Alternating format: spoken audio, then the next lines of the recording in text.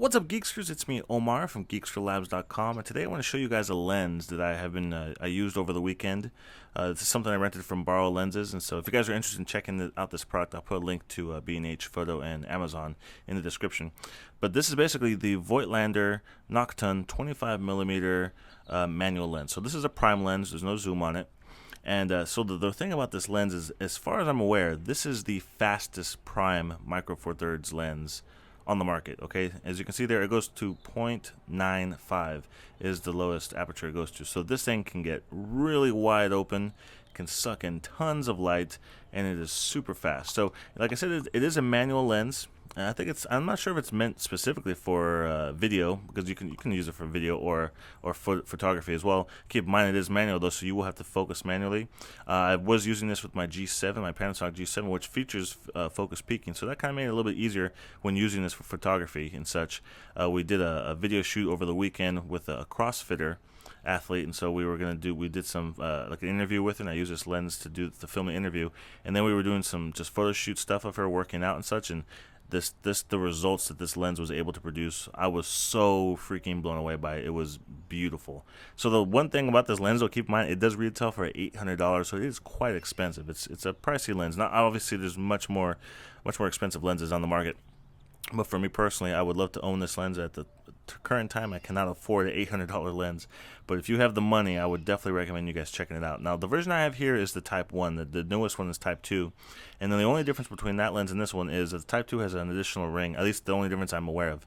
This one, the Type 2 features an additional ring here where you can click it down, and that allows you to go between aperture settings clickless. So it doesn't actually have the click. So if you lower the ring down, it'll be a smooth going from 0.95 all the way up to 16 on the aperture. But as far as the body itself, it's made of metal. It's very high quality. Has some really good weight to it. It's about 15 ounces, so it's almost a full pound. It has some really good weight to it. Let me give you a comparison for size. This is my my Cine lens, my Bauer 16 Cine lens. So you can kind of see the difference in size and thickness. Obviously, this is using an adapter right now. That's not like a lens hood or anything. That's an adapter if you wanted to use a lens hood that's a little bit wider as opposed to the small one. So it's like a step up, I suppose it is. But as you can tell there, it's quite a bit different in size from the Cine lens.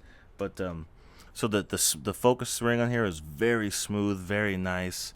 Even the aperture ring, it has a nice real good click to it, so it doesn't feel like it's going to snap out of place. It falls right into place. But it is buttery smooth when it comes to the focus. So yeah, I'm falling in love with this lens. Like I said, this one retails for $800. I know a lot of people they love using the Sigma 18-35 art lens. That's a 1.8 aperture lens. But that one, the good thing about the Sigma is it'll allow you to use autofocus and things like that when taking photographs. I would go for this one though. I'm currently actually using the 18-35 Sigma. That's what I'm shooting this video with right now. But after using this lens, I'll totally just go completely manual, just from being able to see the quality of video footage and the pictures you're able to take with it. Unfortunately, I can't show you the images and video I took over the weekend with that CrossFitter athlete, but I am going to take some sample photos and show it to you now, so just so you guys can see the kind of quality and images you're taking. I'm going to take some during the day here, so you can see some really awesome bokeh in the background, nice blown out of focus backgrounds, and then I'll do some low light images when it gets a little bit darker to show you guys the kind of quality images you're able to take. But yeah, I'm really impressed with this lens. And let me go ahead and pop it onto the camera so you can see what this looks like while it's on the camera itself. Alright, so here we go. So I have it right here now on my G7. So as you can see, it's not too large or too big. It doesn't take up too much space. And I just left that little extension piece on there just because that's how it came to me from Borrow Lenses.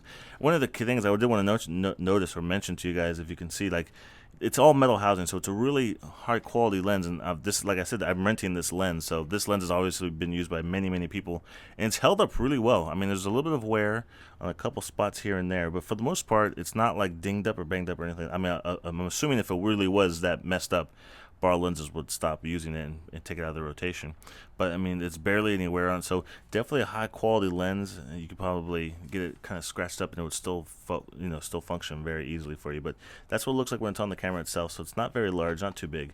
Definitely add some weight to it though, because like I said, it almost weighs a full pound, just this smaller lens. So let me go ahead and take some sample photos and images, and I'll put that here at the end of this video. I'll go ahead and say right now, if you guys have any questions about this lens, I'll do my best to get back to you guys and answer those questions. Just put them down in the comment section below.